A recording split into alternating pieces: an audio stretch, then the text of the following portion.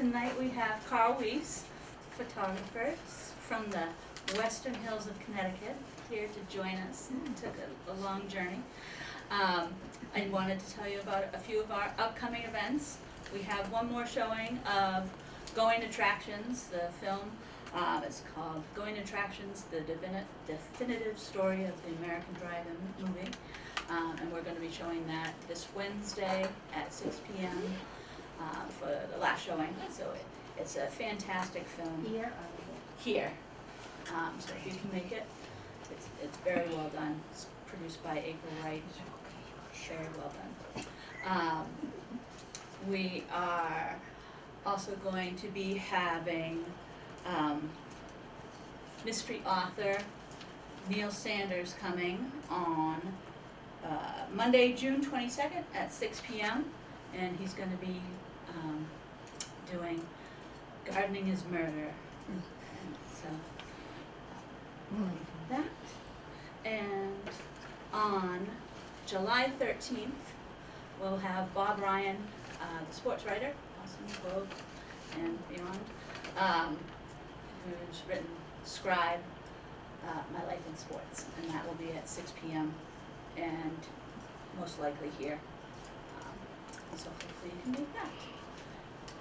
Now, Carl Weiss is going to join us. He will be having a forthcoming book, and it's going to be called Everybody Knows Where the Drive-In Is. That's more That's the presentation. still on it? That's the presentation. I think we're just going to go with American Drive-In Theater for the book, but we'll get to why the presentation is called that. Excellent, excellent. So enjoy the photography. And Carl, thank you. Thanks everybody for coming. We think we have the library's new projector talking to my computer. It seems to be working. Let me just, well, okay, it's working. if I breathe on it, it works. Okay. Just as what we're going to do. Mainly, I want to just show you folks a lot of pictures of drive-in theaters all over the country. What this project is about is seeing these fantastic structures in the different American landscapes, the very different looks in different regions of the country. But I'm going to do a little bit of introduction first. Really two things. I want to give you a little timeline of the 80-some-year history of drive-in theaters, just because a lot of people really aren't too familiar with it. It's a crazy roller coaster ride that they've been through. And also just a little bit of a note about the remarkably consistent business model that all successful drive-in theaters have followed. They've tried things different from this model, and they always fail. And the point on making this little bit of an introduction, as the pictures go through, I'll be saying specific things about a given theater, and they'll make more sense after you've had the introduction to it. So let's get going on it. Drive-in theaters didn't just magically appear all at once, although it almost seems that way, but they actually were invented by one guy who invented the design of the drive-in theater, a man named Richard Hollingshead in Camden, New Jersey. And he spent about a year in 1932 experimenting and testing and building ramps, all of the things needed to make a theater design where everyone in the cars could see the screen. That was the big trick. And he even managed to get a patent on it. And he opened the first drive-in theater in 1933, spent $30,000 building it. That was a lot of money in 1933, okay? And unfortunately, 5 years later, the judge took his patent away because he said, come on, it's an amphitheater for cars, you can't patent that. So the patent ended. However, in just 18 months after he opened that theater, there were theaters all the way across the country, as far as Los Angeles. And it went pretty quickly for about 7 or 8 years. By 1942, almost 100 theaters, 27 states all across the country, and then, boom, 1942, World War II. Gas is rationed, tires are rationed, you're not supposed to spend anything. Nobody was going to build a new drive-in theater at that point, and many theaters closed, some of them temporarily, but that was a very dry period. Except then this amazing growth happened. right as soon as World War II ended. And the winner here, this is a detail, some playground area. This is out in the plains of South Dakota, of South Dakota. And we'll see another picture of this later on. But this was built from scratch with no plans, no architect, by a returning GI. Oh. And that's how many, many of these theaters came to be. But by 1948, there were almost 1,000 theaters. Okay, and that's nothing. From 48 to 58, there's suddenly 4,000 theaters. Just absolutely amazing growth. And a little bit about the business model. What started out and is still true of the 350 to 400 theaters that still exist is basically 2 points: inexpensive family entertainment and a welcoming place for young people. Now, that welcoming place for young people tends to get exaggerated in people's memories. It wasn't that it would not be a good model to be overly welcoming. You're going to have fistfights and gang wars and stuff like that. So they always had security. There was always some patrols. But very seriously, kids were always welcome, whether couples dating or small groups of kids. And let's say the supervision was lighter than at school, certainly lighter than at the church functions. So those 2 tracks have always been what kept good theaters in business. And the current model, the quick way of saying it is, most drive-in theaters give you a double feature for less than the Cineplex charges for one movie, and instead of overpriced popcorn and candy at the Cineplex, the concession stand at a good theater is like a cross between a family-style restaurant and a fast food chain. So a family going to the theater, don't need a babysitter, you can bring the dog, babies are free, kids are half price for the admission, and better food than a McDonald's. That's what successful theaters do, and some of them will even say, for your business model, think restaurant that shows movies. And has lots of entertainment. So there used to generally be everything from little model trains that kids could ride, miniature golf, all sorts of pet attractions. That becomes less and less because of worries about legal issues and possible insurance problems and so forth. But this was a very successful theater in 2012 out in Lancaster, Ohio. And the kids are just impromptu doing netless volleyball out under the big screen. And the entertainment factor also, of course, helps build an appetite for that snack bar. That's part of what's going on there. There's a huge crash in the 1980s. Thousands of theaters close. It's just like the 1950s expansion by thousands. They're down to under 1,000 theaters by 1990. And what was going on, people keep bringing up, you had color television is now everywhere. There are VCRs. Home entertainment centers are beginning to exist, and they're cutting into what was special about the drive-in. I'm not giving you the 100-foot screen, but no, property values, urban sprawl and property values. Just about every drive-in theater owner who I've spoken to has a particular joke that they always tell. They say, there's only one way you can get rich off a drive-in theater. It's when you sell it to Walmart. So in the 90s, things stabilized, and from like 1995 till now, you're anywhere from 350 to 450 theaters still operating. It's only 10% of that huge peak, but that was a very brief time. And there's some going. Swap meets, swap meets on the West Coast, flea markets here, tag sales in some places, that kind of operation. Many, many theaters do it because it's a second income stream. It's another way of utilizing the property. The reason Walmart can make a play for the land or any other urban development sort of thing is like, bear in mind, most of the country, a drive-in theater is, business that requires acres of commercially zoned land. It's only open some days a week, some weeks a year. almost every drive-in theater owner has a day job. This is almost always a labor of love, second business for them. Only some of the largest theaters don't do that. So that's in Columbus, Ohio, the last theater remaining in Columbus, Ohio. And we're at the tag sale point there. Now what's going on here, this is the Boulevard Theater in Kansas City, Kansas. And what's going on here is that a Kansas City law firm has reserved the best row in the house for their office party. And they're gonna do good business at the snack bar, so they carpooled in so that they can have a big open space to put lawn chairs out. And they're just having a great old block party kind of routine.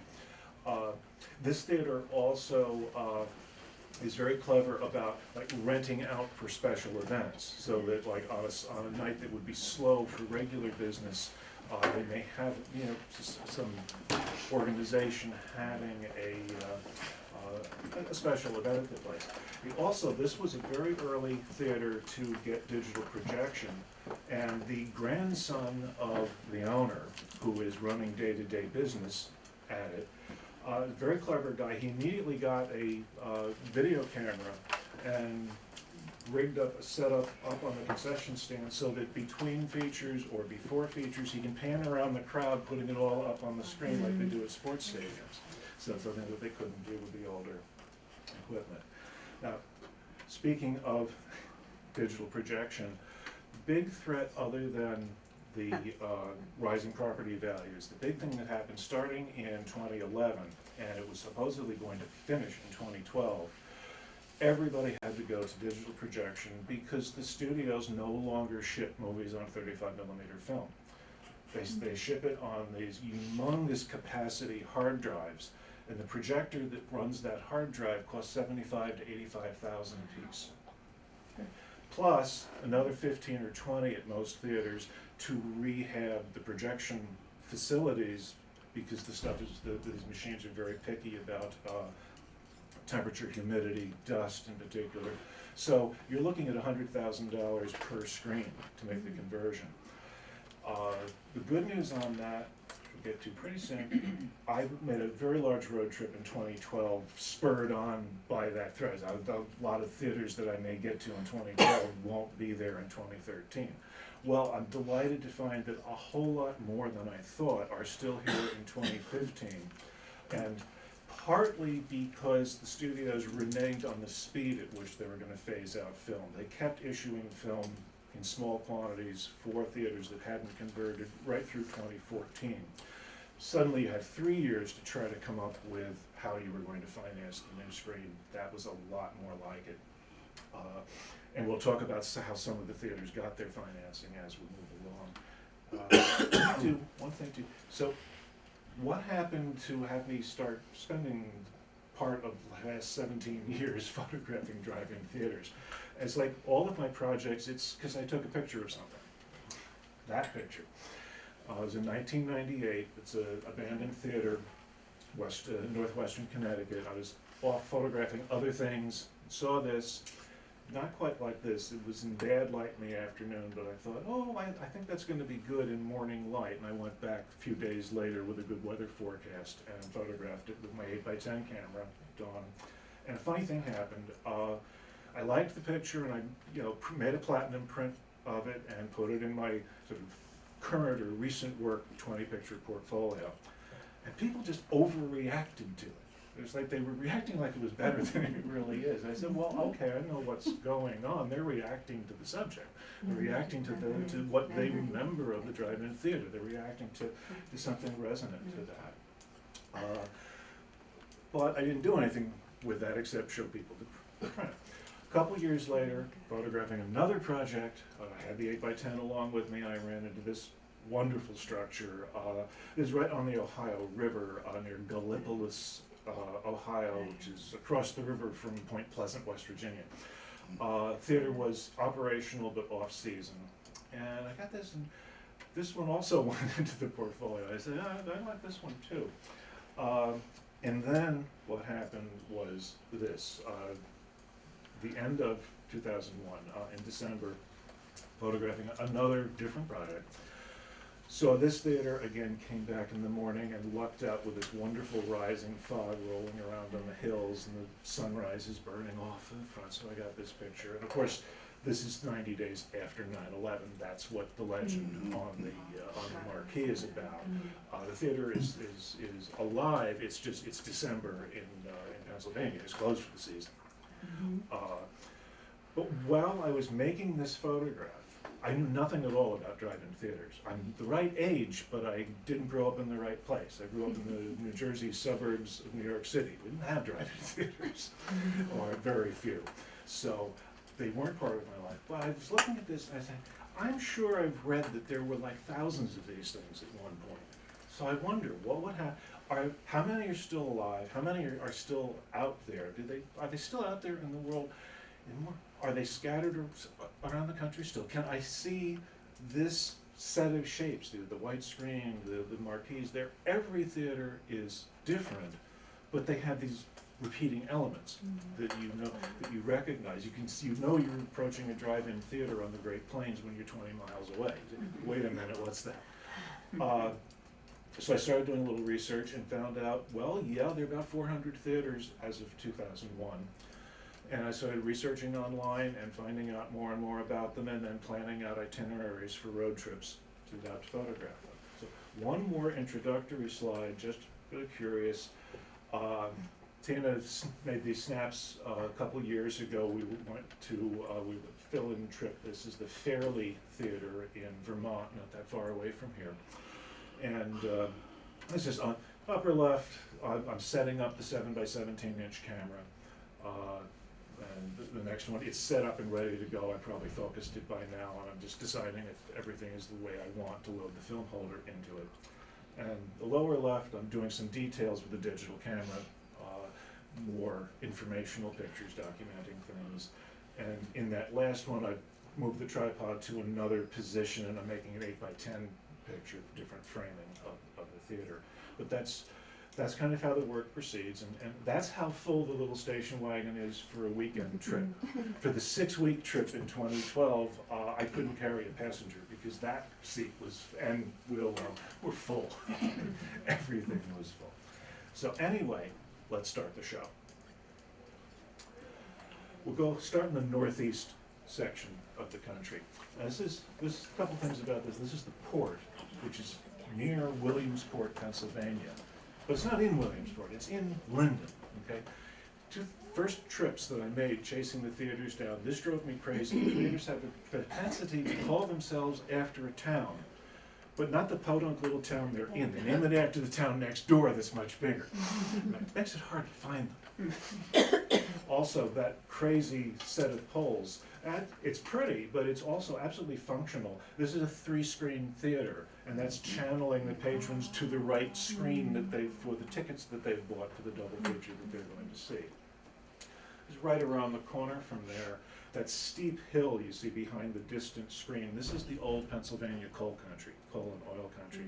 So you have these ridge lines that are at the top of the Appalachians, and they're just riddled with coal seams. And sometimes you look at the thing and you realize it's all second growth. It's actually not the original ridge line. It's mine tailings that have been piled up hundreds of feet high along the ridge line. We'll see several of those.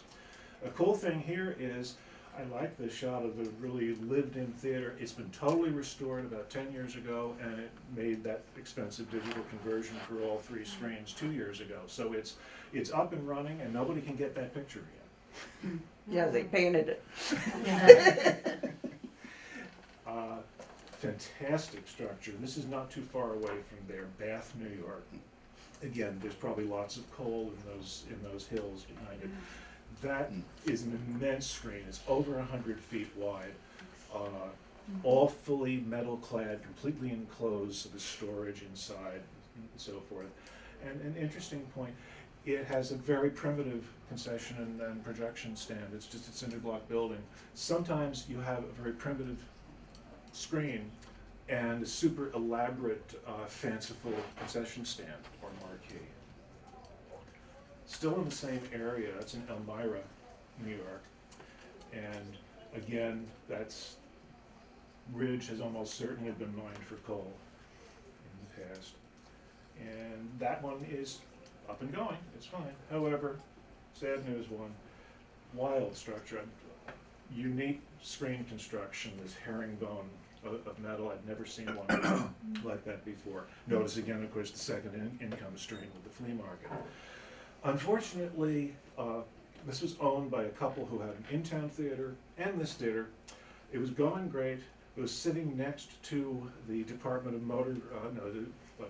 Highway Department of New York State Equipment Depot, and they condemned the land because they wanted to take it over for the parking of the heavy equipment. Right?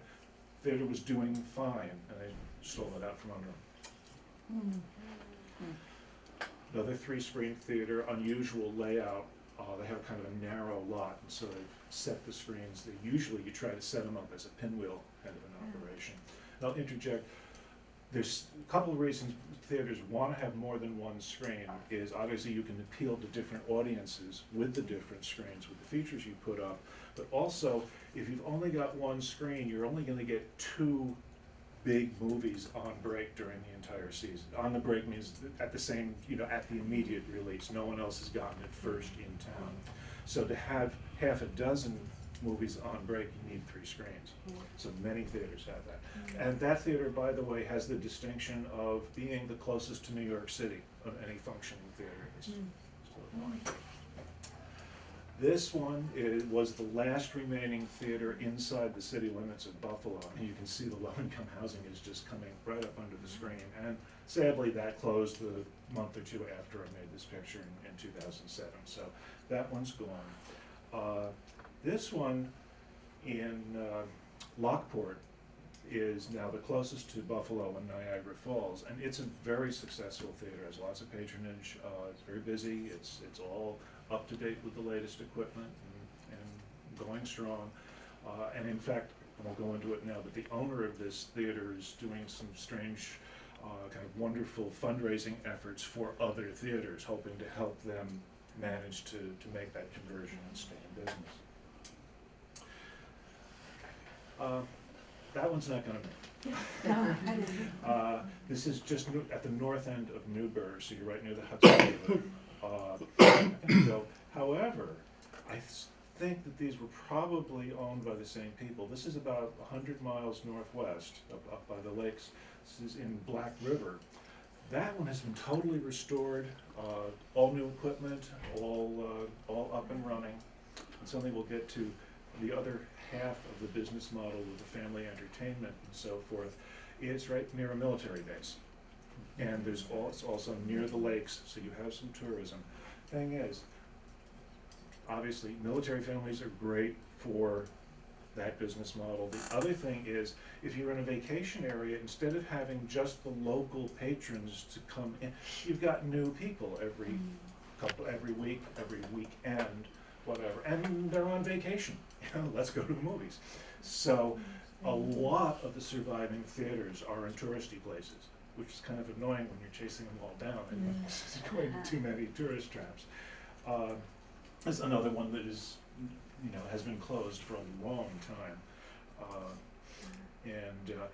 Somebody really went to a lot of trouble building it. That's, Googie, literally an architectural term, is for kind of decoration. This is almost that. It tends to be a little more swoopy. We'll see some other ones. But it was very popular with drive-ins in the 50s. Plus, that screen, the plates are not plywood. That was steel like a ship. That's why it's still standing after being closed for 20 or 30 years. And when I took this was the last theater to remain operating in New Jersey. For a long recent period, the New Jersey, where the first theater was formed, had no theaters. There's a new one down in Cape May that I haven't seen, and I'm not even sure how permanent it really is, but they're very scarce there. But that one, still same area. Unfortunately, that's a tourist area, and it didn't save that theater. But here again, you notice very simple, primitive screen structure there, just some scaffolding and some wood, and this wild marquee, which had plenty of neon at one point. Really quite amazing. Now, on the other hand, this theater's doing fine. It's going. I think it's 2 screens. And this one, yeah, a fun thing. You look, resolution here isn't too wonderful, but you see, there's sort of the access stuff at the corners of the screen, but you see the little doohickeys up on top of the screen. This theater is so old that it had broadcast loudspeakers up on the screen. It predated the hang-in-the-window speaker. Okay, and they've never bothered. We'll see a few more of those as we go along. And so it's off season, and somebody has a sense of humor. So, as a tiny little theater near Johnstown again. Yes, it's at Johnstown. Once again, the theater was very simple, very plain. It was down in the hollow there, but somebody went to a lot of trouble for the marquee.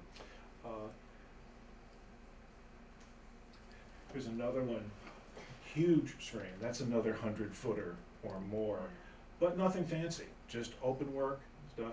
And the marquee is big, but nothing fancy. So it's very simple.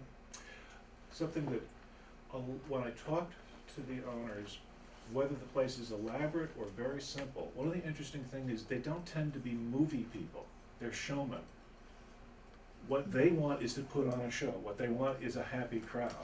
They couldn't care less about the movie, which is good because they're going to have to see it every night for a whole week. But that's very much the model. This is right on the Susquehanna River, and it's had a wacky history. It's been destroyed more than once by flooding from the Susquehanna, although it makes that beautiful landscape around it with the hills. And they have survived. They rebuilt after floods 2 years ago and are up and running. And how in the world the palm tree relates to eastern Pennsylvania, don't know who thought of that. This is pretty far out western Pennsylvania. Family, we'll see names.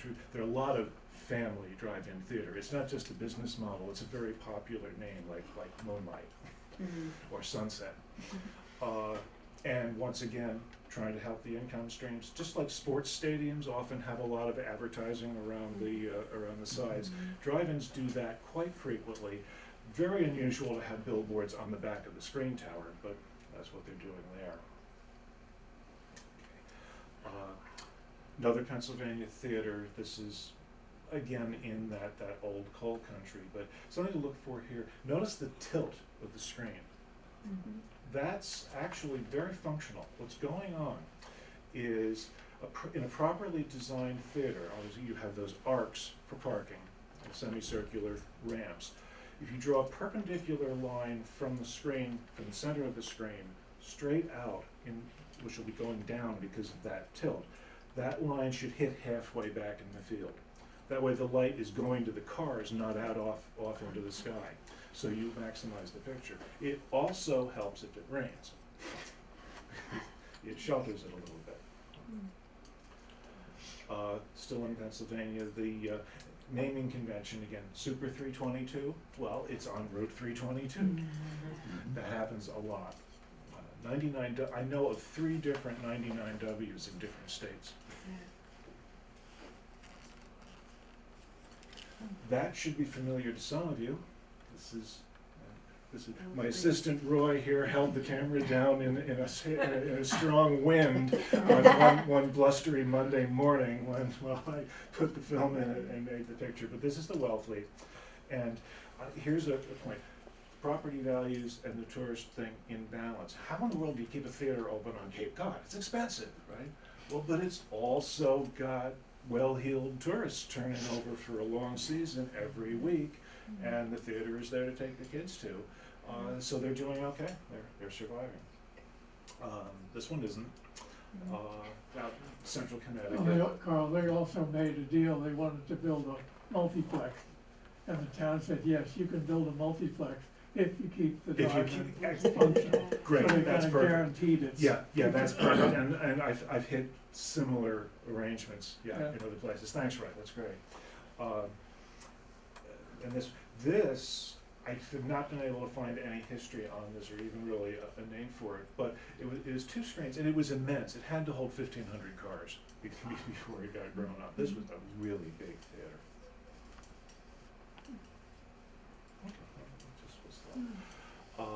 almost finished with the northeast, but once again, wow, just somebody, there was no engineer involved in this.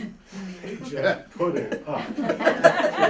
Built it. Okay. And the marquee is basically a chunk of fencing and so forth. But notice the blockhouse where the concession stand and projection is coming from is a very solidly built little structure. Yeah. And as I recall, it was brightly painted and so forth. So again, this mix and match. Some of you may be familiar with this, another success story. I love the look of this place in 2003, but this is the Saco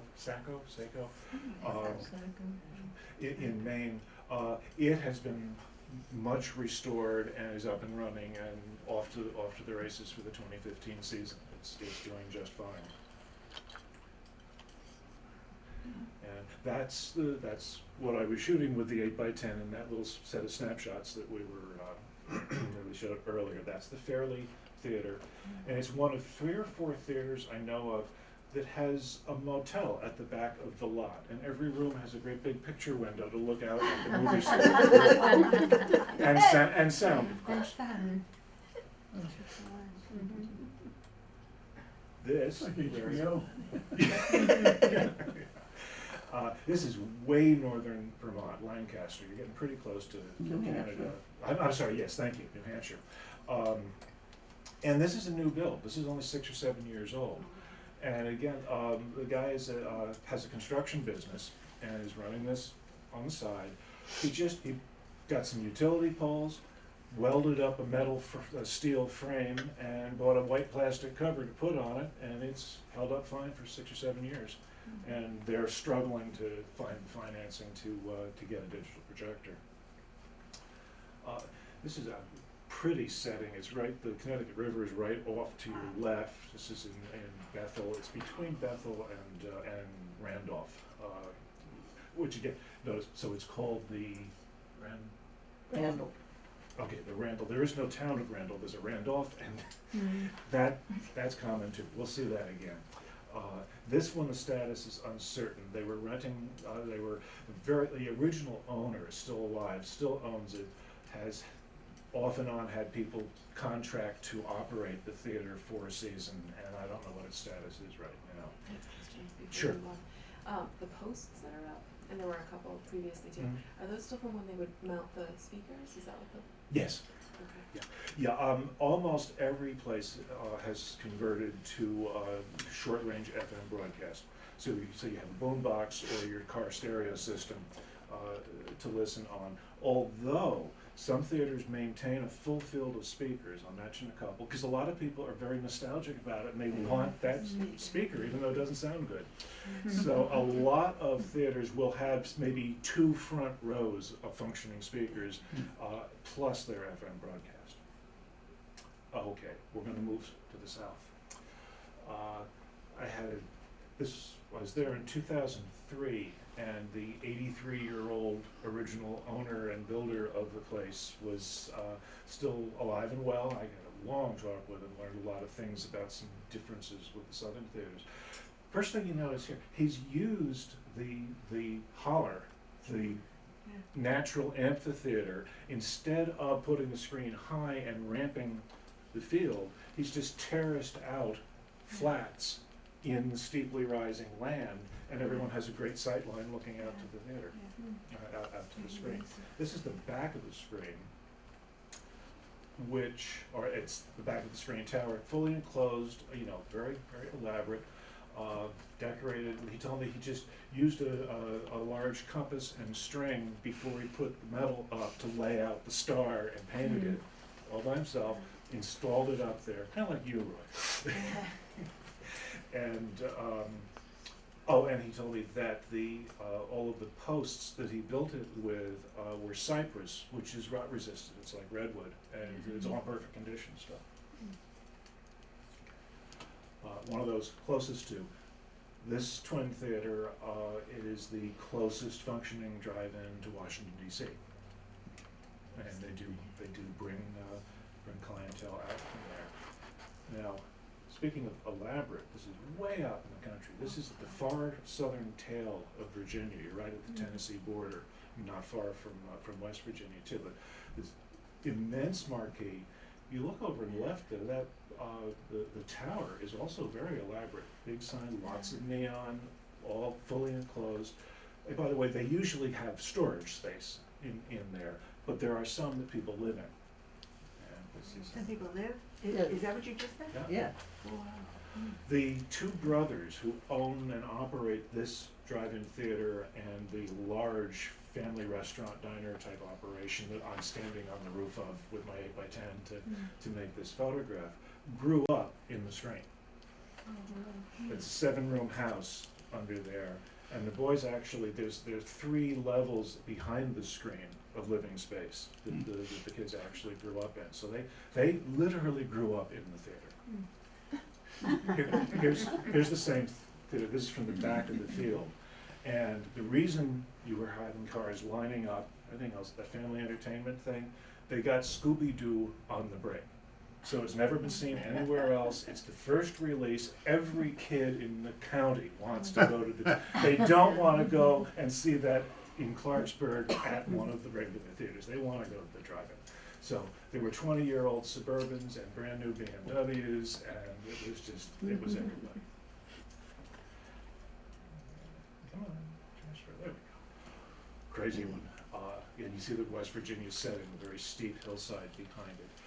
And something to point out here, you can tell, one way to tell when a screen is old. Sometimes the theater can be old, but the screen got blown down and is new. This one, see the wings where it's been painted on the side? CinemaScope, the narrow panoramic format for movies, was introduced 53 or 54, I think. And so anytime you see wings on a drive-in theater screen, it means it was built before CinemaScope was introduced, and they extended the screen in order to hold the picture. You can really see it here. This is the Mount Zion Theater, which is really in the middle of nowhere. It's remarkably remote. But what's going on here, his program, Marshall Beaver's running here, he's got kind of a Bobby Soxer movie for the first feature. I forgot what the name of it was, and it's in flat, as they call it. It's the standard 4:3 proportion with regular TV screen. So you can see that the wings are dark on this, but he's got some shoot-'em-up spy thriller coming on as the second feature, and that'll be CinemaScope, and suddenly it will fill the whole screen across. This one, again, you see the wings. One of them is off, but I got to talk for more than an hour with the 88-year-old guy who ran this with his brother through the 40s and 50s. And he delivered film for other theaters in the area as part of what he was doing, and so forth. And this is another one that's so old. You see the broadcast speakers up at the top. That wasn't as bad as doing it in Camden, New Jersey, because you can see what's behind there. Nothing. Broadcast speakers didn't work too well in a more developed area. There we go. I won't go, there's a long story that I got from the little itsy-bitsy barber shop, not much bigger than that ticket booth that was out at the street. But the barber was in it. I got to talk to him about the theater, and no, we won't finish if I go along with that.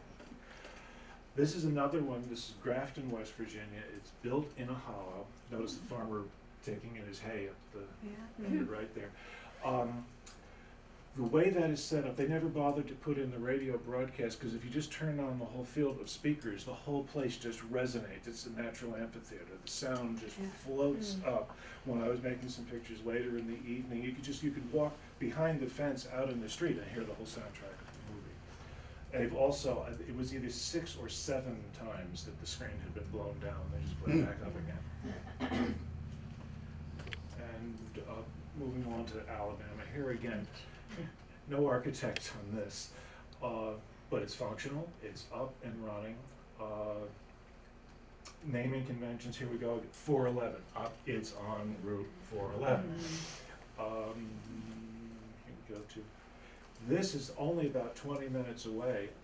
Obviously it was much more elaborate, much more work was put into it. It's got the full enclosed screen. It didn't make it. What was I there, 2005, I think only a couple years after this it closed and was even demolished. They used the land for something else. but only about an hour from there, another brand new theater was built.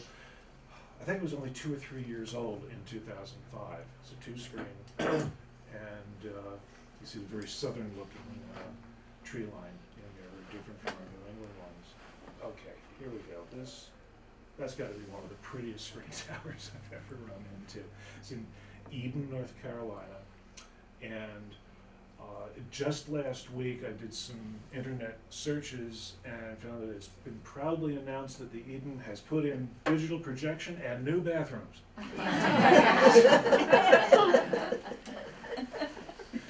So, still in North Carolina, very old theater. That's not the original screen. I didn't get to talk to anyone here, but several indications that one goes way back into the 40s and was still running. I'm not sure about it making that expensive transition, but here we are again with outdoor theater, super elaborate tower, and kind of a fancy ticket booth, and then a piece of fencing for the marquee. So, and that one is healthy. Lots of flags used for decor.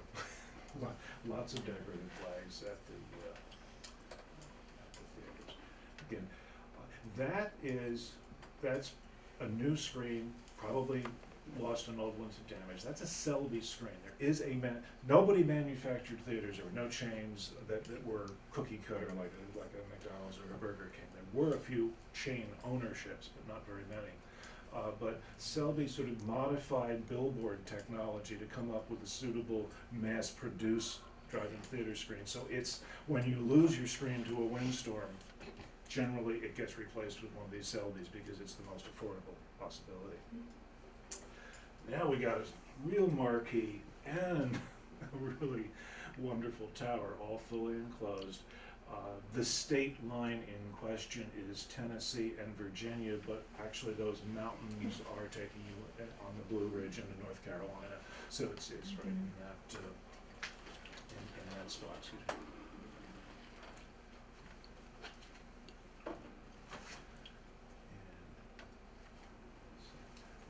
me. In Georgia again, this is the smallest fancy tower I've ever seen. It's the screen was not much bigger than a big indoor theater, but all fully enclosed, metal encased, and the ticket booth is pretty elaborate. It's got this semicircular brickwork and stuff. So no consistency at all, which makes them wonderful. Every one is unique. They're very southern-looking terrain.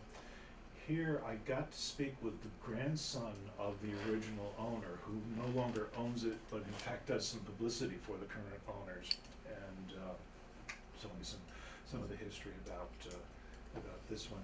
And notice the very well-kept grass. We'll get to that. The fields are vastly different in different parts of the country. The preference for how you do the field. So, East Coast, the brag is that there's a beautifully kept lawn with no weeds in it. Changes in other places. Here again, very plain screens, but this elaborate, ambitious marquee. This is a pretty well-known theater. If you look through the V-shaped notch in that tree line there, you see the third screen, way at the back of the field. You see in the upper left corner. Third screen. So it's a 3-screen theater, very successful, very much operational. And another successful theater because Beaufort, South Carolina is where the Marine boot camp training programs happen. And in fact, if you go there on the wrong of every other Thursday, as I do, you wind up driving to Savannah to find a place to stay because there are no rooms in Beaufort when they graduate a boot camp class. None. Very elaborate theater, very old one too, and the owner of this had at one point 20 or 25 drive-in theaters scattered through Florida and I think through Alabama. At this point he's down to only a couple of them now. I didn't get to interview him in person, unfortunately. And this is the interior with a big old Florida thunderstorm rolling in from the east. Doesn't look like it would blow down either. No, no, looks pretty steady, doesn't it? This one did, this thing, I thought, oh man, this is only living on its flea market and so forth. And some recent internet searches again, they found the 75 grand. They've got a digital projector. They're up and running in 2015. So I'm delighted. A fun story here is, this is the Ruskin. This is a tiny little theater. The owner is in his late 80s, has been working in theaters since he was 9. And it's a great story. He wanted to get a job at the in-town theater, but they wore those crazy cadet-looking uniforms at that point, and he was too small to fit in any of them, so they sent him out to the drive-in instead. And he's been there ever since at different theaters. And decided being so small, this is one of the very first theaters to get digital projection because the whole town went to bat for them and ran all sorts of fundraisers. Sun City is in this neighborhood. There are 2 or 3 huge retirement communities nearby, and they had tremendous community support for bringing in, for making the conversion.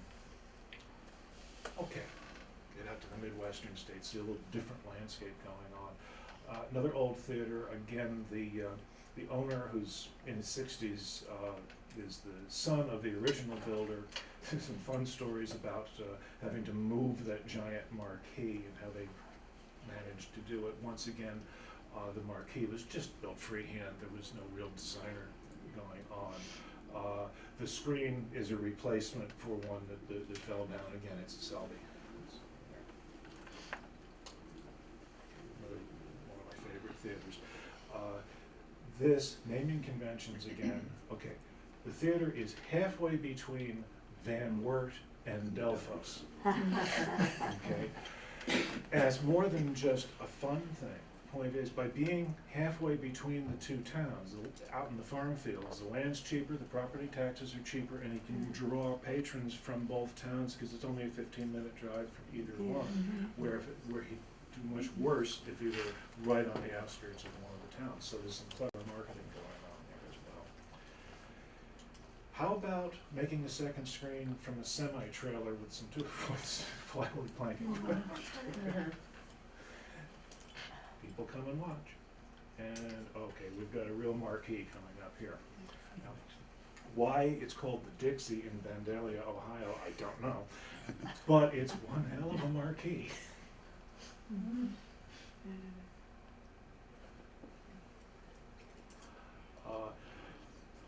I haven't been able to make contact with people here. It is up and running, but I suspect that once again, that's an expansion to handle the CinemaScope projection, and they just didn't spend the money to enclose the newly added thing, and that's just the exposed scaffolding.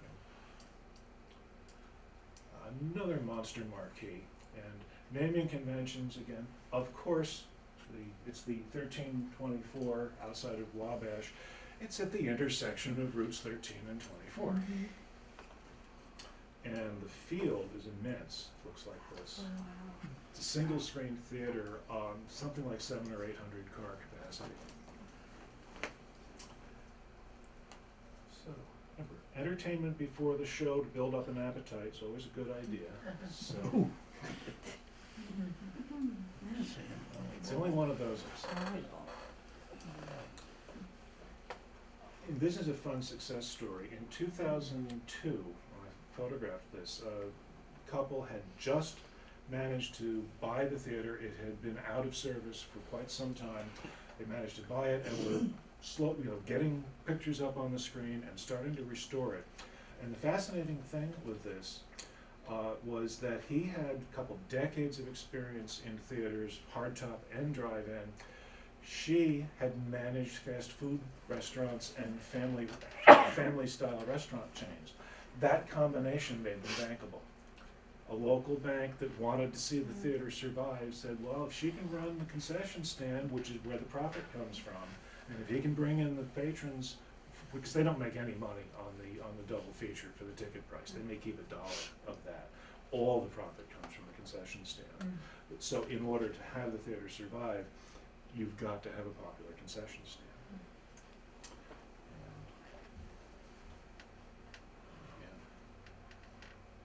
another, it's not a Selby, it's a very simple screen, but somebody just said, well, why don't we do this and do that, and they put up a screen, and more playground equipment than usual. Yeah, other way around, this is another brand new theater. I think it was built in 2007 or something like that, has 4 screens, and there's a whole long story about why it's called the Triway, and there's like tea leaf reading about all the little design features of that marquee is. It's not a classic or an old salvaged marquee. The guy built it, had it built by the sign making firm, and the sun rays and everything. There's a whole long story that we don't have time for. And moving up into Michigan, this is a quite well-known theater. It's been around for a long time. It's a 3-screen theater, very, very busy. It's kind of the biggest tourist attraction in this southern Michigan town. And this was only a few miles away. I cannot find out anything about this. I have its GPS coordinates, and it's in Mendon. Never been able to find any history on it at all, but it was a small theater that was in there. As often happens, I can bet that that's a heavy equipment construction firm that's taken over the lot and is using the buildings there. Another of the most famous theaters, the Cherry Bowl, in way northern Michigan. This is right up by the lake, by Traverse City, and so forth. And the reason for the name is that northern part of Michigan is agricultural, and the crop is cherries. It's just, there's a, I don't know what you call it, monument sculpture, it's the world's largest fake cherry pie. Not too far away. What kind of cow was that? Hmm? Sharing. Yeah. Was there on that last slide, was there a car halfway through the? Yeah. Yeah. Yeah. So, and a hot dog halfway through. It's a big hot dog. This theater is mothballed. The current owners of the property live on a house at the back of it. They have no interest in running the theater, but they don't want to tear it down either. So it's there. It's way up in the Upper Peninsula of the Wisconsin side of the lake part of Michigan, so very far north. It might revive. Resort area keeping theaters alive again. This is the Wisconsin Dells, which is a combination of very, very touristy town area, but then it's hundreds and hundreds of little lakes in the area and camps and sort of thing. So again, rapid turnover. It helps the theater to stay around by having new people coming in every week. Coming further south further into Wisconsin. I couldn't get at the theater. It was closed up, and it was completely encased in heavy growth of stuff. But it's just this crazy tall marquee. And here we go again. It's the 18, Highway 18. Yeah, Highway 18. I can't really see from this area, but once again, name for the road makes it easier to find. This is a very nicely maintained older theater. Just heard that it's not making it. They were almost there, and then they ran into problems with the town wanting to change their zoning and so forth, which often drive-ins do get treated as the outlaw theater at times. There's been a checkered history of having problems with zoning ordinances and so forth. Notice also that while there's a little bit of grass there, notice the field is now gravel instead of a nicely kept lawn. We'll be seeing a lot more of that. Okay, this is the Route 66 drive-in in Springfield, Illinois, which of course is not on Route 66. Same thing again. It is adjacent to, it was an old theater, and a guy built kind of an amusement park, and there's a pool and miniature golf and all sorts of amusements nearby. And so he's got some of them out by the drive-in equipment too. In central Illinois, fun thing that's going on here, I kind of projected image, but see there's a whole set of viewing rows out in front of the concession stand. And that's not, it's not common, but it's not unheard of. I've seen it in maybe 8 or 10 different places. Another option sometimes is they'll have a huge picture window in the concession stand and of course piped in sound so that if you're in line, you don't miss the movie. And of course now you call in your order on your cell phone and then, oh my God. Was there a standard size for screens? No. And again, because there probably are several standards for that Selby screen that I mentioned, that's the manufactured one, but no, they're all over the map. As big as you can manage to make it is what the goal usually was. This is a very unusual layout. It's an old theater, been there a long time.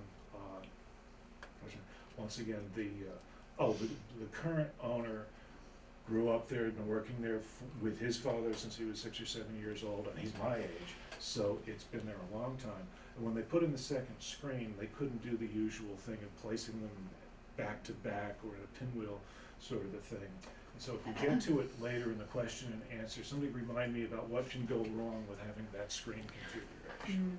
You're on, Diane. This is a really pretty theater, very lovely landscaping going on, and it's a very simple screen though. And when I spoke with the owner in 2012, he was extremely concerned about managing to keep the theater open, and ta-da, he did. So I just found out it's up and running this year. This one, all the way back in 1999, I was returning from teaching a photography workshop in Montana, and so late in the evening, I'm driving across I-90, and I look out the right side of the windshield, and there's this drive-in theater screen coming up. That's Interstate 90 with the trucks on it. And what was I, 11 or 12 years later, I finally got back there and made this picture that I wanted to do. Huge two-screen theater, again, probably more than 1,000 car capacity. That entryway is 8 lanes wide, people in, so in order to keep them from piling up out What state is that in? That's Ohio. Ohio. Was that one on I-90 in Ohio? Yes, it was. Okay. Yeah, we're kind of in an Ohio phase right now. Ohio has the most drive-in theaters surviving of any state, and it was always in the top 3 or 4. Back in the heyday, Texas, California, and Ohio were the highest counts. Texas and California no longer are up there. Ohio has retained far more theaters. And surprisingly, New York and Pennsylvania are right up there, just not over in the east. This is that theater where we saw the kids doing the impromptu volleyball game. Built in the late 40s, and see the strange texture of the screen? It's built of tiles of native slate. And amazingly, you don't see that texture when the image is projected. It just looks like a nice, bright screen. They were one of the very first theaters to get digital projection. And it had just been running for like a month when I got there in 2012. Another one, this is northern Ohio. That's a lake effect storm sweeping in, and you can't make a screen any simpler than that, and I don't know how it stays up in the windstorms that they have on the lake there, but maybe they made it that way so that it's easy to put back up again. I don't know.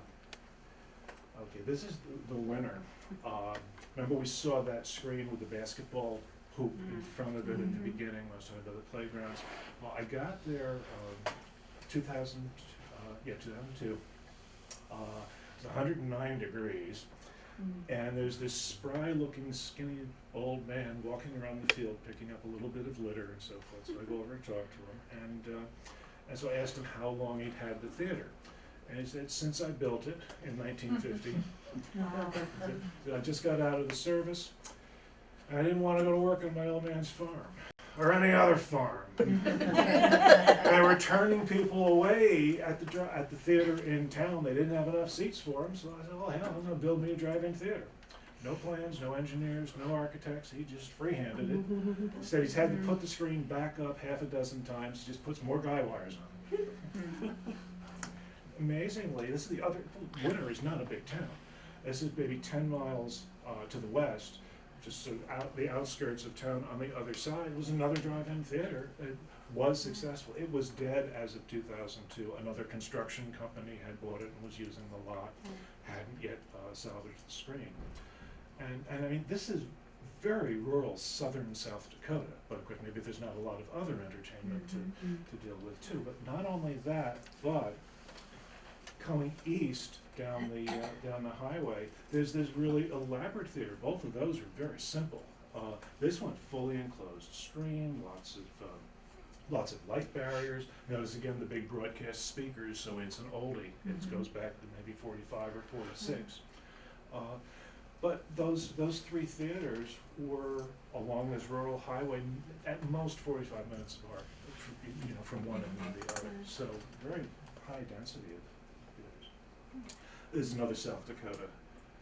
You see the typical Plain State summer sky on there. Now, going south a little bit in this vicinity, down in Missouri, this is called the Phoenix because they revived it. It was down for a long time. They refurbished the screen. Buried in the woods is the weirdest indoor theater I've ever seen. It's like an amphitheater. It's built on the hillside with the seats. It's only like 170 seats. And they operate both. They run the little tiny indoor theater year round and seasonally run the drive-in. It's another one, still in Missouri. This is a secondary screen with a very big field to it. The main screen, we're only mainly doing just one shot of each theater. Once again, I talked to the middle-aged son of the man who built it in the first place back in 1948 or 1949, and they fully intend to just keep on the theater. One thing here, another success story. It's up.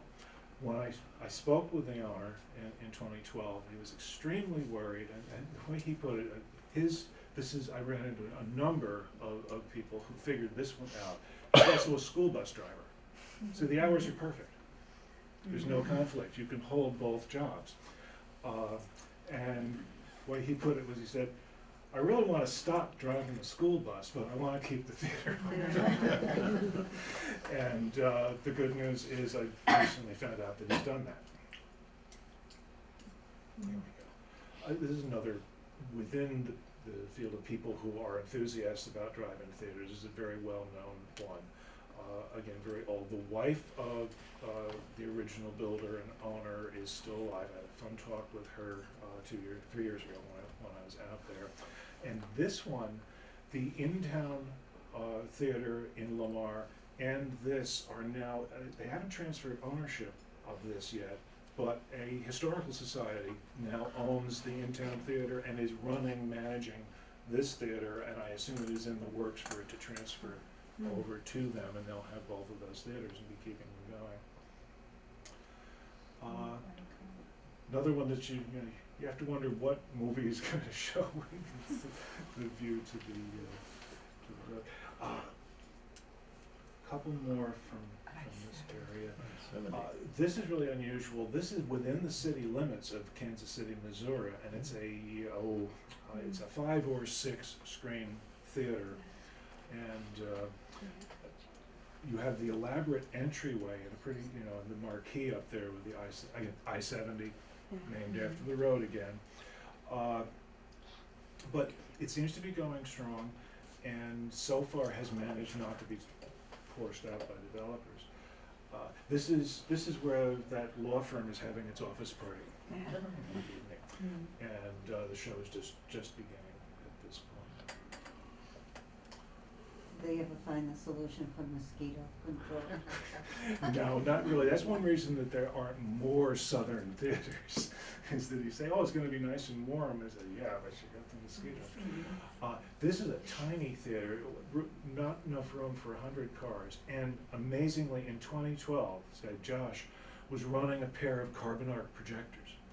They have to be the only 2 carbon arcs running outside of a museum in 2012. And the even more amazing thing is fundraising efforts in the surrounding towns and stuff. He's got his digital projector. They're up and running this year. Naming again, we're in Dodge City, and there were either 4 or 5 different drive-in theaters scattered around Dodge City. Again, it's a touristy place, and so it's supporting that. And this one happened to be at the south end of town, so it's called the South. Now this is this is Wichita. Remember I said about the perfectly groomed, weedless lawn on the East Coast? Well, you get out to this part of the country and it's a perfectly weedless gravel field. And they're very proud of how perfectly pristine and weed-free their gravel field is. Tank Farm. Great thing for a drive-in theater, okay? Because it makes the land undesirable. People are less likely to force you out of business by just making it unaffordable to keep running your little low-margin business because the land itself isn't that valuable. It'll help keep a theater in business to have something like a tank farm out and back.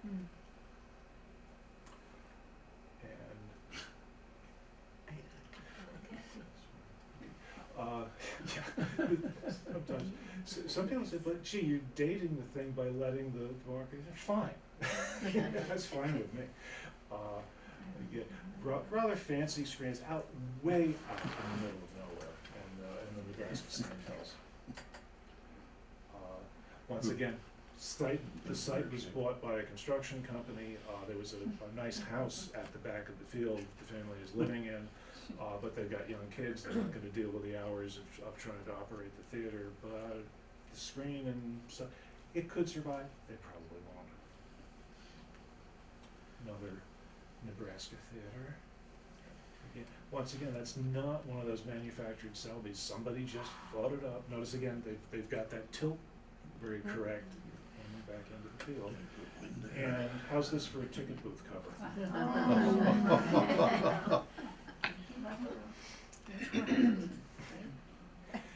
Unfortunately, that theater is gone.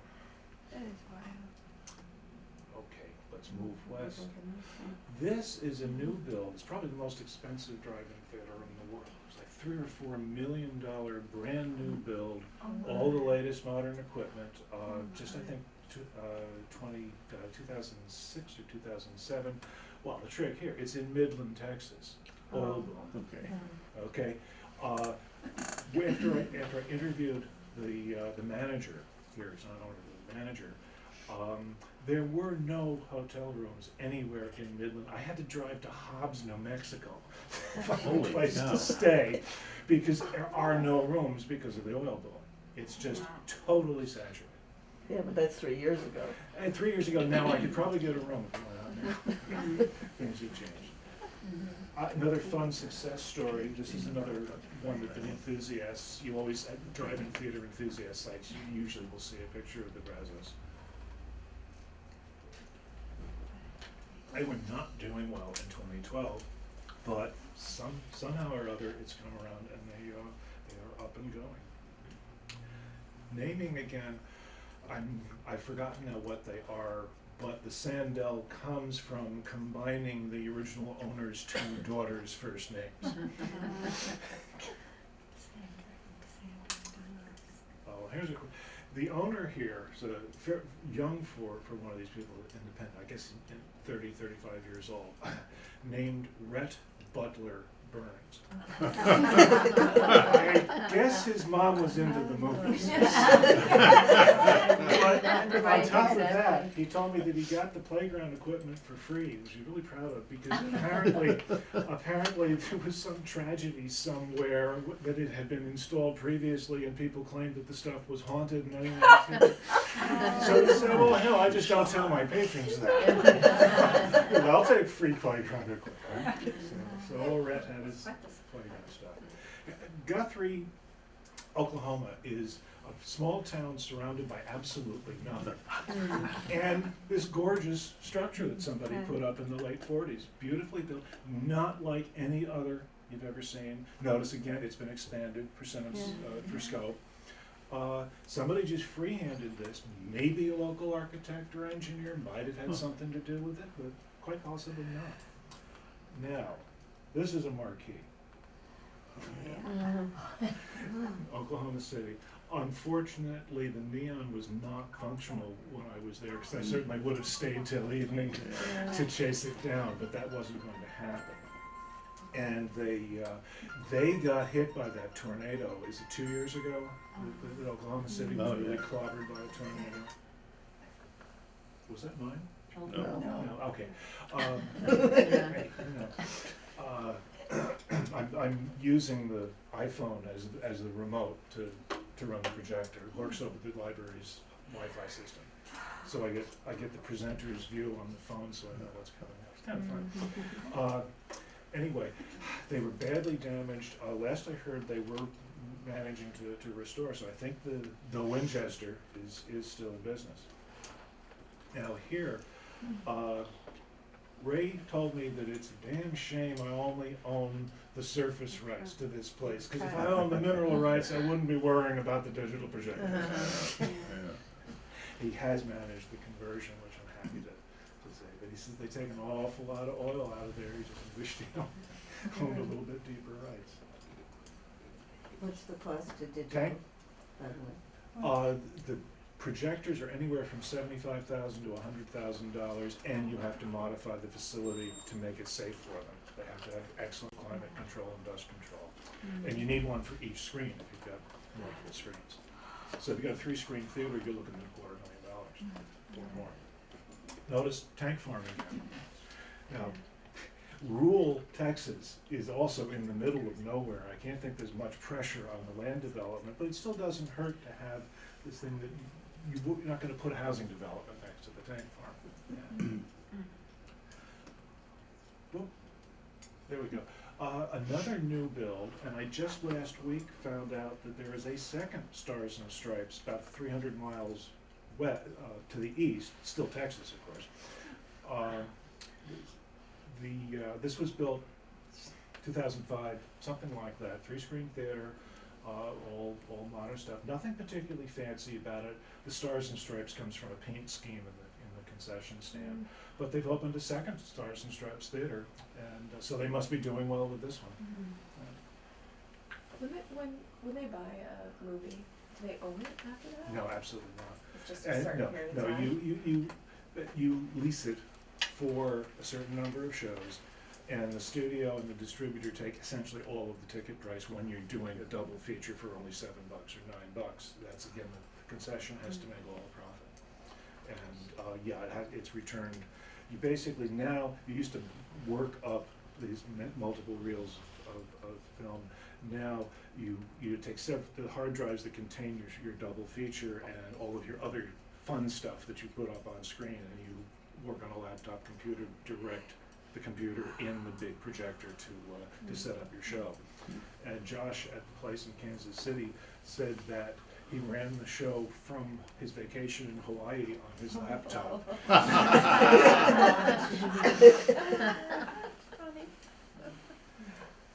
Very old theater, again, going back to the 40s.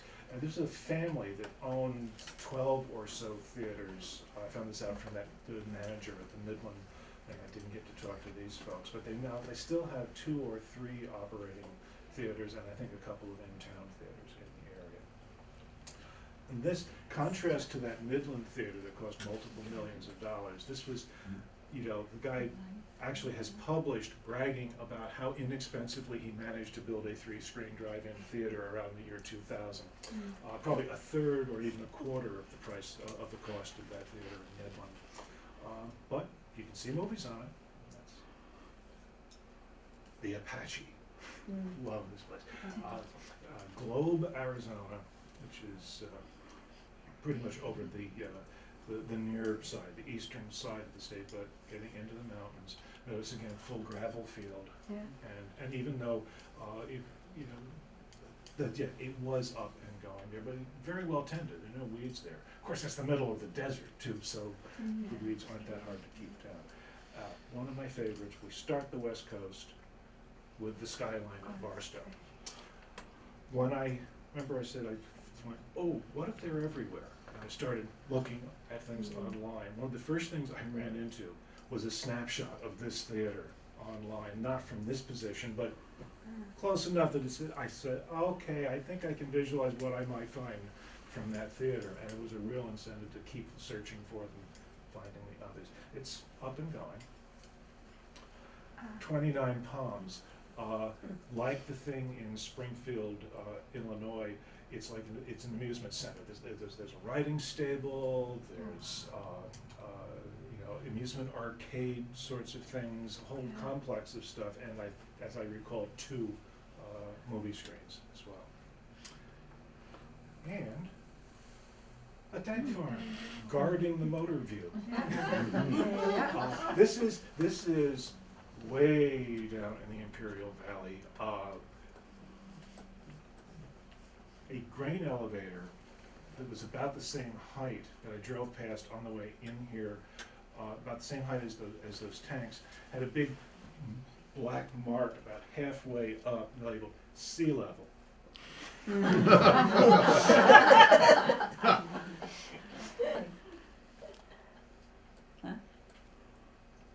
there it goes. Swap Meet City.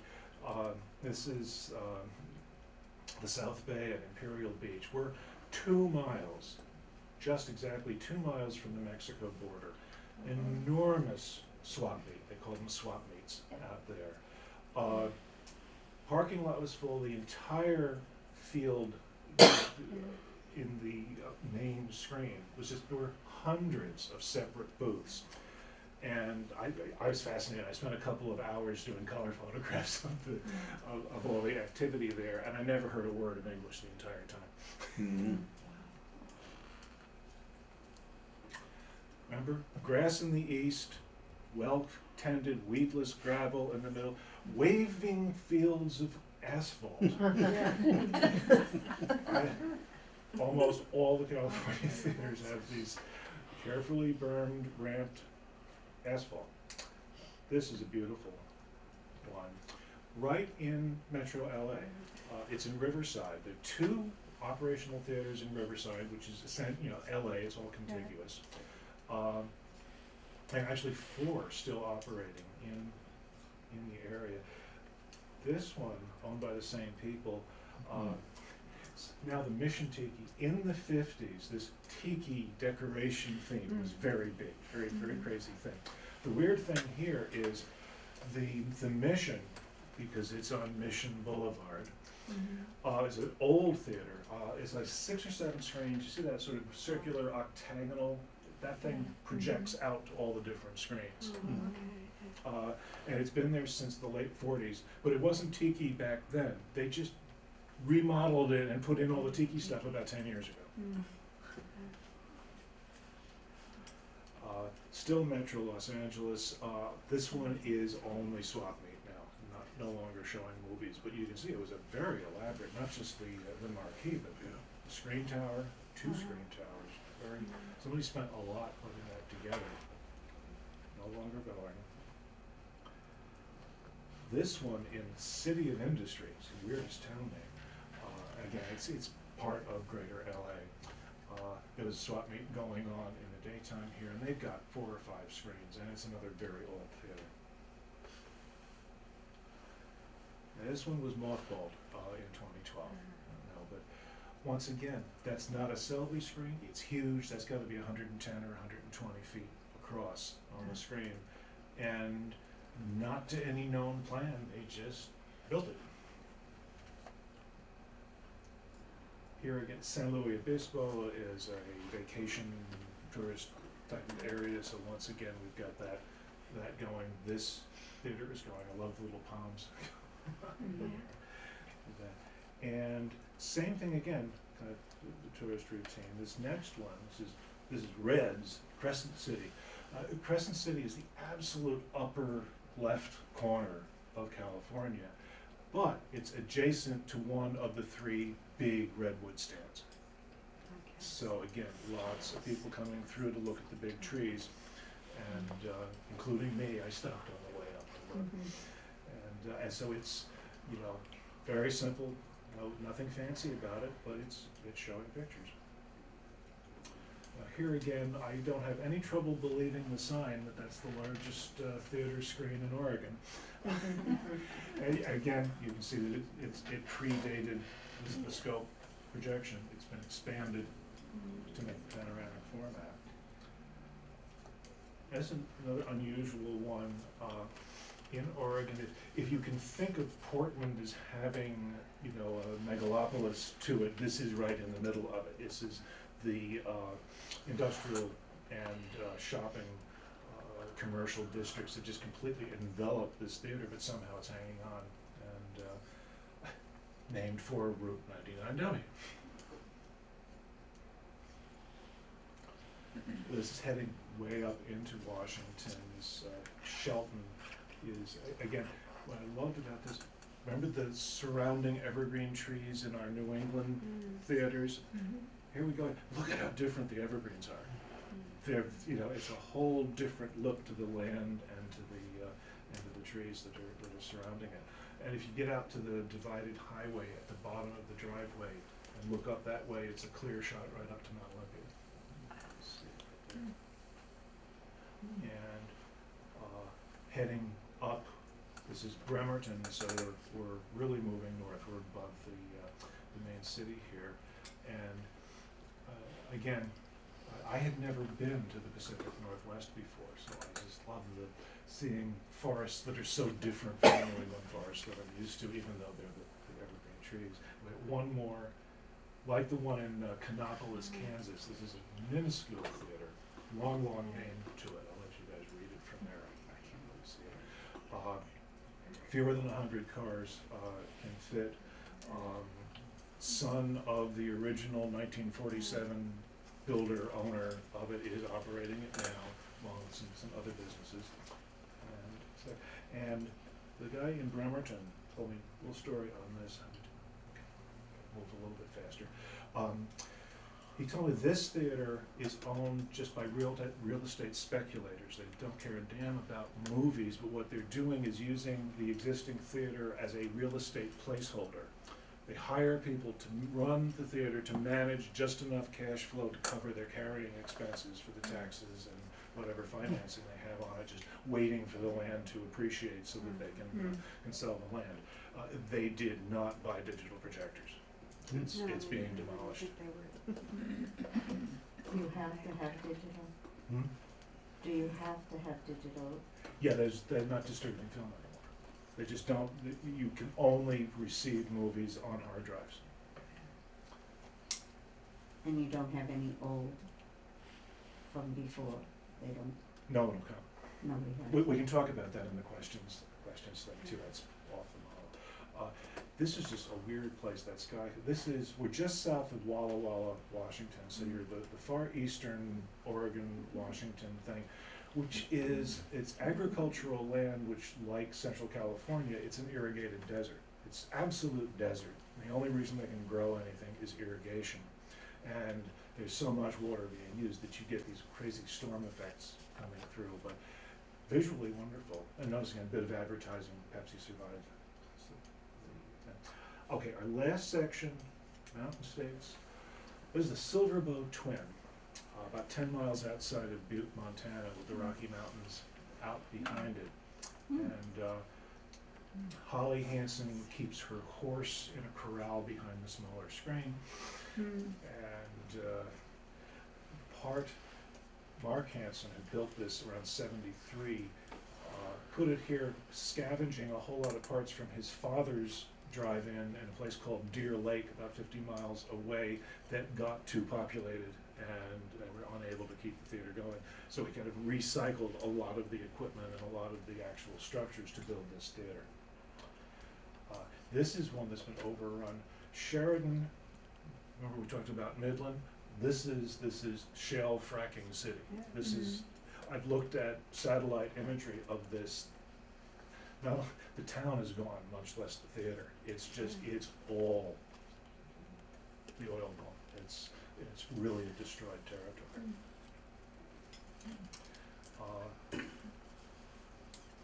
People sometimes remember, a single price for a carload, people, and so forth. Most theaters, a lot of the distributors don't allow it. and most theaters don't want it because it tends to make a rowdy crowd or whatever, and I have a shot of it. One of those pieces of paper in the ticket booth said that if there are any more fights on Tuesday carload $5 nights, there won't be any more.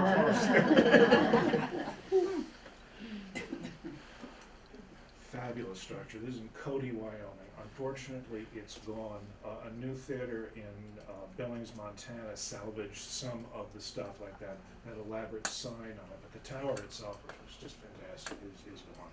It's not there. So is the Lusk, I'm afraid. That's all the way back in 2002. It wasn't doing well. So again, middle of nowhere.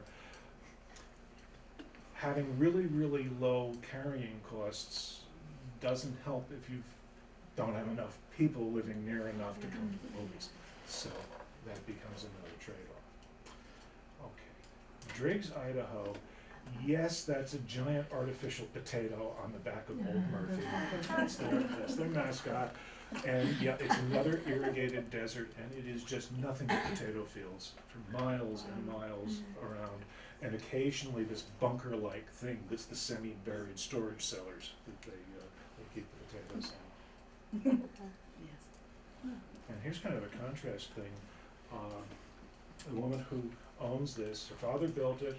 She and her first husband ran it. Her first husband died. She found another husband who wanted to run a drive-in theater and kept right on going. I've just emailed with her fairly recently, and she partly turned her classic 1953 Chevy pickup truck into a digital projector. But she's up and running, going. However, not that far away, in Twin Falls, a theater chain, own a bunch of cineplexes and regular theaters like that, and 2 drive-in theaters in Twin Falls said, nope, we can't afford digital projectors, close the theaters. This was their other one. And nice theaters, but not anymore. About this time, also, I started getting this thing of wanting to see a theater really in the mountains. I mean, we've got the Silver Bow outside of Butte. I just try to take what I find, but I sort of got obsessive that I want a theater in the mountains. Right? So Tina's back home all over the internet finding YouTube videos and trying to find me a mountain theater while I'm running around in Utah or something. And well, okay, we're getting close. That's there. This is the same folks that own that Rubidoux, the thing with the palms and the beautiful theater. Utterly different theater. They got 7 screens, I think. This is outside of Salt Lake City. And there are mountains around. In fact, there are mountains at both sides. There are mountains there too. But it's not really nestled in the mountains. Let's keep going. Basin in Utah. Again, totally free-handed. They just invented that, put up that screen. The odd conditions there, it's partly a storm, it's mostly wildfires everywhere. This was the huge drought and fire season in 2012. I was detouring all over the place, trying to get to the theaters I wanted to get to. And this is mountains. That ridge line is where Monarch Pass is, like 14,000 foot pass that you go through to get across to the next part of the state. But we're not really there. There it goes. Okay. And from there I got into Colorado, and we're still looking for mountains, but finding some really nice theaters. Like this one. That was closed, but it obviously was a new build. That's not an old marquee. It's a very brand new Selby screen. It was probably built around 2000. I don't know what happened to it. I couldn't make any contact with people. This one ain't coming back. I've done searches and stuff. I haven't been able to find anything about a drive-in theater in Gunnison, Colorado. Only about 20 minutes from there, another new build. Beautifully maintained, obviously successful, going strong. And one more of that. This one is probably going half. It had 2 screens. The whole section that was the other screen is now storage unit. nuts, so that's not a good sign. But anyway, at this point, one or the other of us first found a YouTube video, right, of these people going nuts, pointing their cell phone camera out the window of the car at the Comanche. The plateau that we're on, okay, is at 8,000 feet. It was 20 feet short of that or something, 79.9 something. And then the mountains go up from there. It's the collegiate range. The peaks are named Princeton, Yale. And remarkably, it was down at this point. The original owner was very elderly, not doing well. The son wanted to keep it going. And I just found out he's got it reopened again. And once again, Buena Vista, that's how you have to say it, is a tourist area.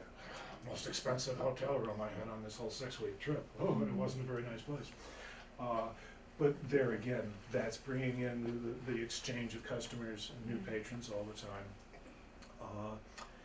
And with that, with my Mountain Theater, we'll close. I'm Where just was going- that? What state was that in? Colorado. Colorado, where? Pronounced Buena Vista, as in like Buena. It's pretty much center of the state, and very, very much up in the mountains on high plateau. I'm gonna put up one last slide, because some links and stuff. Well, yeah, feel free to pull out your cell phone and take a snap of that screen. It shows you a couple of online websites that have lists of operational theaters. They're not the most accurate things in the world, but they're a help. There are 2 of them, and the lists are somewhat different. There's the theater owners group, who are pretty standoffish, but they do have some archives online with information. And my other advice is, aside from the Wellfleet one, use one of the lists, see if there's a theater within striking distance, or if you go on vacation, look it up, see if there's gonna be a theater where you're heading for. And at this point, any theater that is alive is going to have a web page, or at least a Facebook page, or at least a Facebook fan page. If they're up and running, you're gonna be able to find them. And so, if you'd like to relive that. Oh, and I do one last little tiny thing. That was the very first theater to inherit nonprofit status. Around 1998, I think Mr. Hull passed on. His wife tried to keep it open, his widow tried to keep it open. It was too much. She tried to have people contract to run it. And the whole town just stepped in and said, we're forming a nonprofit corporation, and we're gonna restore the theater. And 2 years ago, they bought the digital projector. So it's up and running. It's in Lexington, Virginia. It's way far west of out in the mountain ridges along Route 81. So, okay, I'll leave that up for anyone who wants to pick up some of those links and information. And let me have a little water. Any questions? There's a drive-in for sale in Laconia, New Hampshire, at the end of Route 3 at the Weirs. Yeah. And they had a big piece on TV last week about it. Mm-hmm. And it's a family business, like generations and generations. Yeah, so many of them are multi-generation. And it's not digital yet, but it's up and running.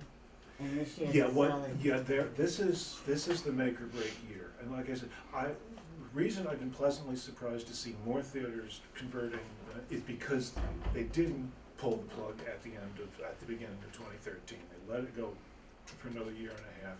I think there's a little bit of distribution, but the sidelight on that is everybody says, oh well, show classic movies, do the films. It doesn't work.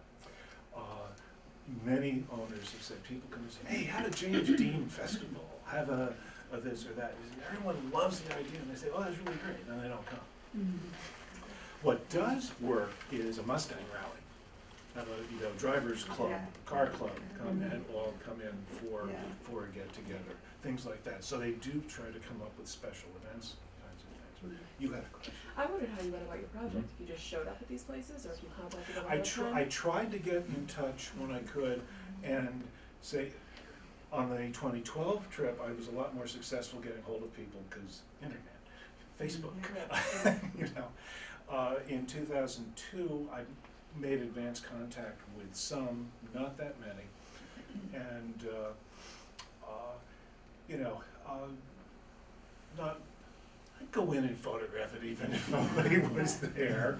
You know, if there's a sign up saying the trespassers will be shot and survivors will be prosecuted, I would just sneak in with a digital camera handheld. Leave the 8x10 in the car. But, sure. Yeah, you showed some pictures from Bath, New York, and I Yes. think Waverly might have been on there. I know you had someplace that was down in the southern tier. I don't know if it was Waverly or not. It wasn't Waverly, but it Yeah. sounds like. I know you had It's near- Elmira. It's near. I know you had Elmira also. Yes. Did you get up near Avon, New York? Because there was a triple theater complex, In- still Avon, A-V-O-N. It's pronounced Avon Oh, okay, sure. there. It's about 20 miles south of Rochester, New York. And they had a triple Oh, you know what? theater place that was still open in 2007, I know. Okay, you know what I just found out something about that. I believe what's going on is that it has been revived. So it's not a restart. I think it was out for a while. It was, Okay, someone but it has- came back in like in the Five late or 90s 6 and years 2000, yeah. Okay, yeah, for some reason, I only ran into that recently, but I'm glad you reminded me of it, because it's in my notes to find out more about that and check it out. I was wondering if it was still operational. Yeah, I think it is, because I think in. They would've had to convert to digital. I'm revising the text of my book project to bring it up to date and whatever, so I'm doing search after search of looking at things, and I did run into that. So I did, because it's north of the Finger Lakes, kind of, right? A little, yeah. Yeah, so, thanks, I'm gonna look into that. Saco, Maine still has one too. Yes, we had one shot of that, and I think you guys Oh, had I see. had a presentation here of someone who's done a book just on that one theater. Mhm. Sounds really cool. I have to see that. There used to be a drive-in in Georgetown. Does Oh, anybody yeah, know that what was happened? It went You know, pornographic. here's a, Yeah. that's very interesting, because I said that the Is there still a business, street or anything? People came from everywhere. the business model that works is this family entertainment and particularly welcoming to young people. And things, sure, places got desperate and went to X-rated or even flat out porn. The thing with that was it just didn't work. It went out of business. Those didn't go through. And that, Is the screen still there? Does anybody know? No. I I don't don't, know. I don't know if it is. No, It's it's right all where the industry overpass- down there now. The other thing too, Where the I overpass. have to go back to the title that we started with at the beginning, that everybody knows what the drive-in is, what that's about. You kind of go, well, that sounds weird here, or whatever, but back in the 2002, 2003 large trips out to Montana and back and so forth, no GPS, very few websites, no Facebook. So how am I gonna find these places, right?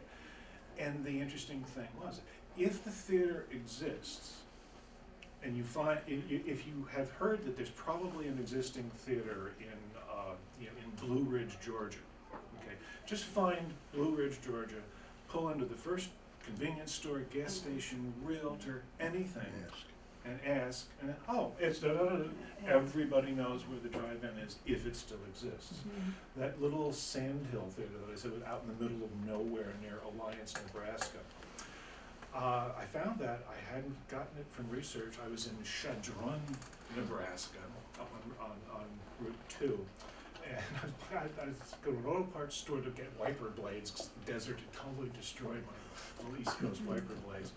And I asked if anyone knew about the theater that had been in Chadron. I was pretty sure it was gone.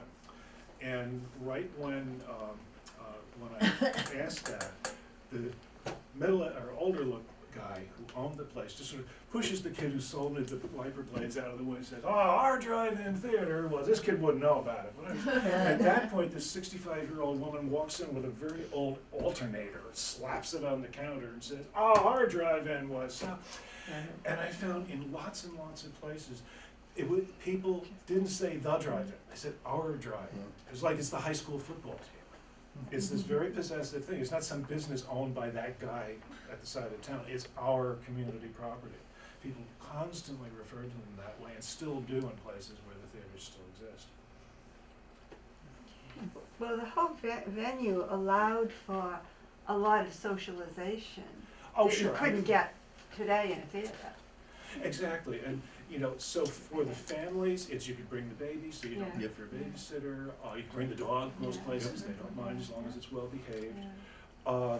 For the kids, whether it's dating or a group of Right. kids, it's a much Right. freer atmosphere than the school. It's not Yeah. the passion pit thing that people, you know, the point is that would be a terrible way to run a business. You'd be in trouble all the time. That really wouldn't work.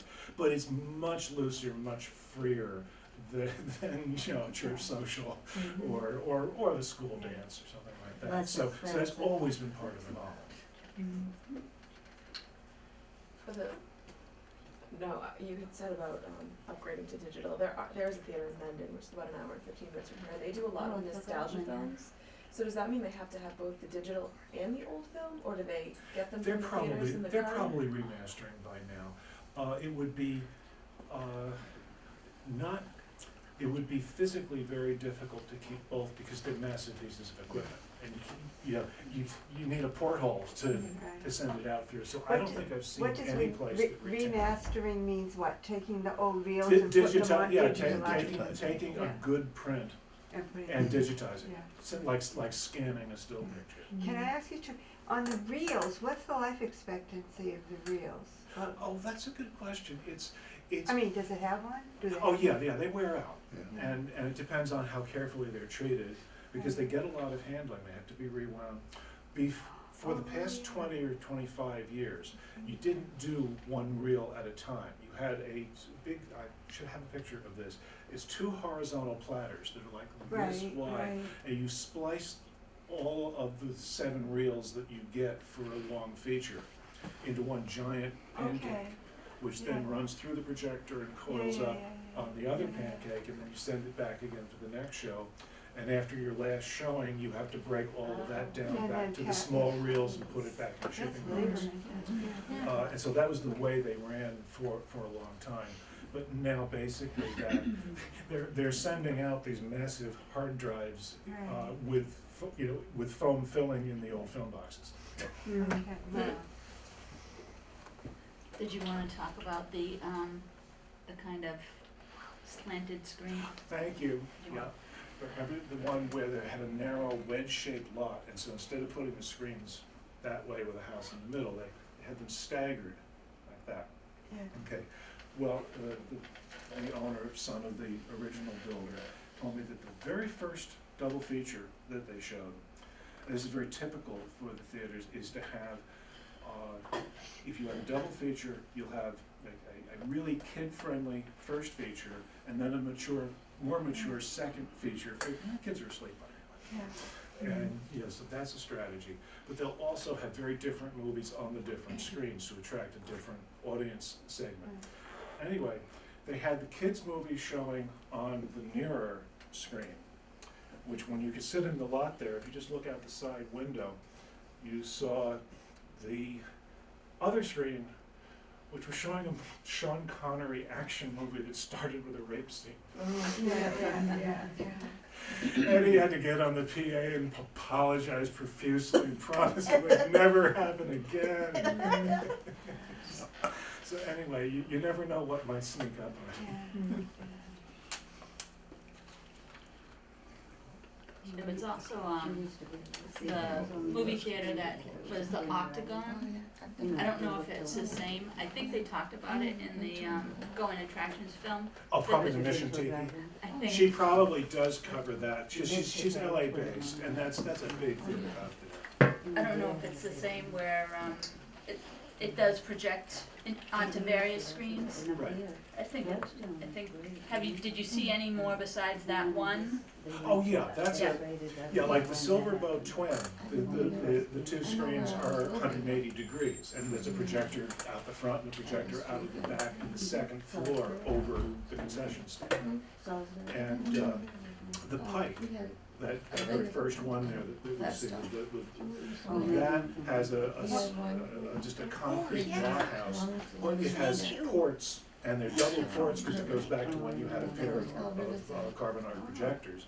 But they're double ports at the, sort of, whatever, however you get to 270 degrees, whatever, but these different angles to hit the three screens, and that's all in one spot, which of course means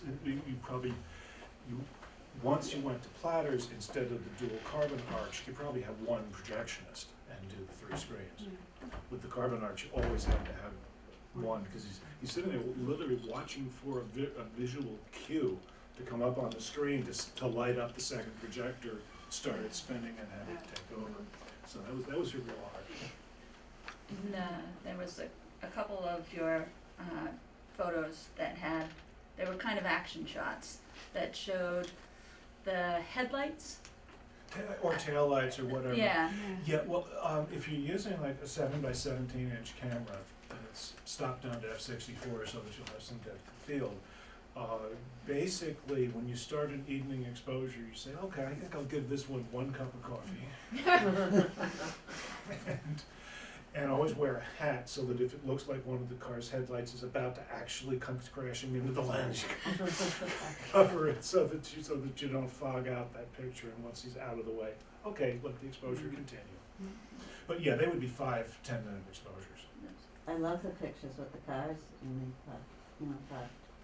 Yeah, it's Those fun. are beautiful. The back and forth with it, I like having the cars in, but the thing is, as soon as it starts to get dark, you start losing the landscape surrounding, and so it's this compromise of finding the right balance of It was getting. fun to see it that way, that's how you remember it. I think it'll be fun later on, the different cars, the era of the cars. Again, I'm happy to have the actual movies that are being shown. You say, oh, you could look that up and find that was a hit in 2007 or something.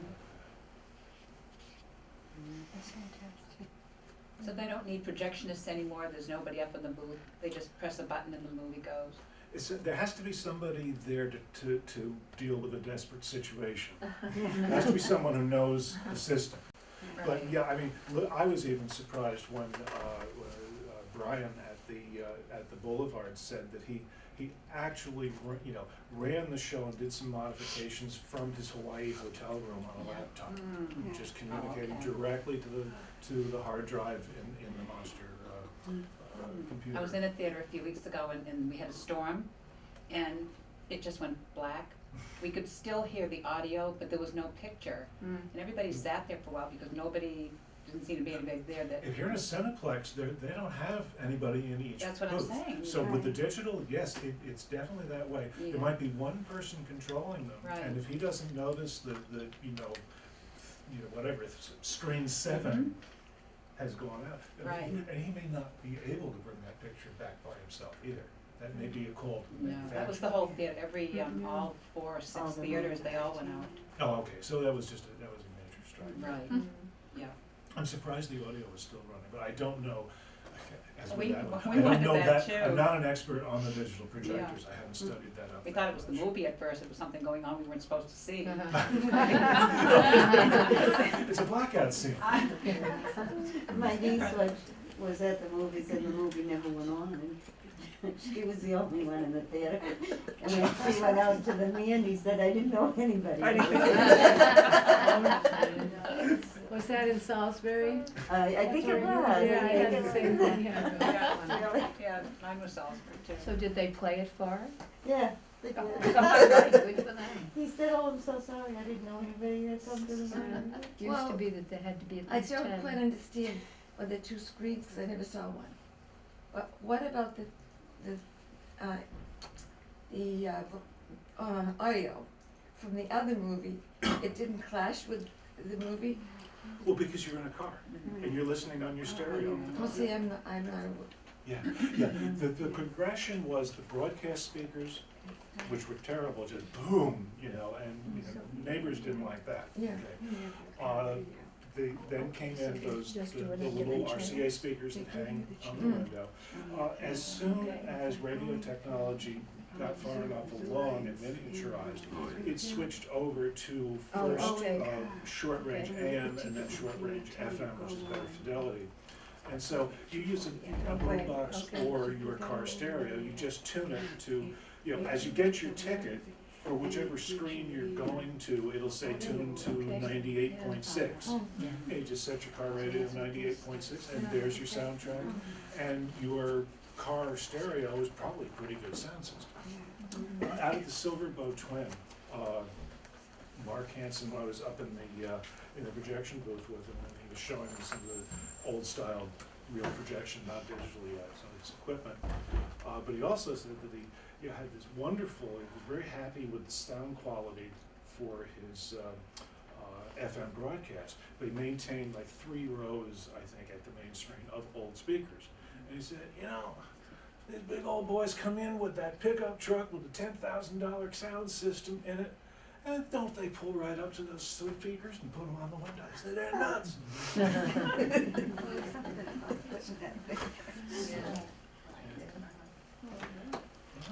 Thank you very Thank you much. very much.